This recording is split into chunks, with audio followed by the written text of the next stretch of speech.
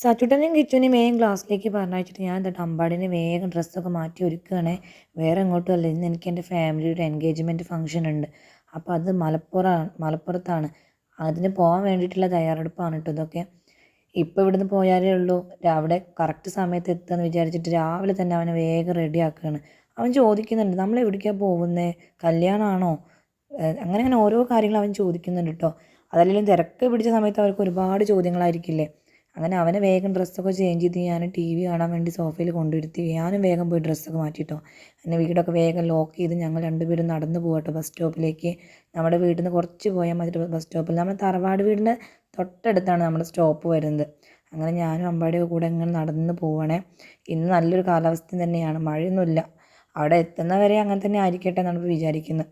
അങ്ങനെ ഞങ്ങൾ നടന്നതാ തറവാട് വീട്ടിലെത്തിയിട്ടോ.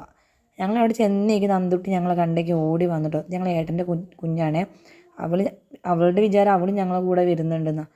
അവളിതാ രാവിലെ തന്നെ കുളിച്ച് നല്ല സുന്ദരി കുട്ടിയായിട്ട് ഒരുങ്ങിയിരിക്കുന്നതാട്ടത്.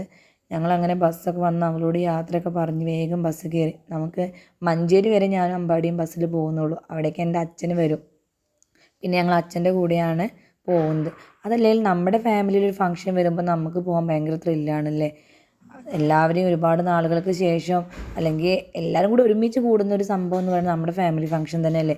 അങ്ങനത്തെ ഞങ്ങൾ 2 ബസ്സൊക്കെ കയറി മഞ്ചേരി എത്തി. അവിടെ എത്തിയ ഉടനെ അമ്പാടിയുടെ കടയിലാണ്. കുറച്ച് നേരം കൂടി നിന്നിട്ടുണ്ടെങ്കിൽ എൻ്റെ പേഴ്സ് കാലിയായിരുന്നു. അധികം വൈകാതെ തന്നെ അച്ഛൻ എത്തിയിട്ടോ. അച്ഛൻ അമ്പാടിനെ കണ്ട സന്തോഷവും അമ്പാടിക്ക് അച്ഛനെ കണ്ട സന്തോഷവും പറഞ്ഞറിയിക്കാൻ വയ്യ. അതല്ലെങ്കിലും അങ്ങനെ തന്നെയാണല്ലേ.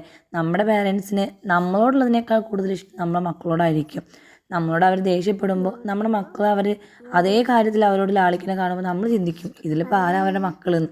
അങ്ങനെ ഞാനും അച്ഛനും അമ്പാടിയും കൂടെ പോയോണ്ടേ ഇരിക്കുകയാണ്. മലപ്പുറത്താണ് നമ്മുടെ ഫംഗ്ഷനുകൾ പറഞ്ഞില്ലേ. അങ്ങനെ അധികം വൈകാതെ തന്നെ ഞങ്ങൾ അവിടെ എത്തി. ഞങ്ങൾ എത്തിയപ്പോഴത്തേക്കിന് ഏകദേശമൊക്കെ ഫംഗ്ഷൻ കഴിഞ്ഞ് തുടങ്ങിയിരുന്നു.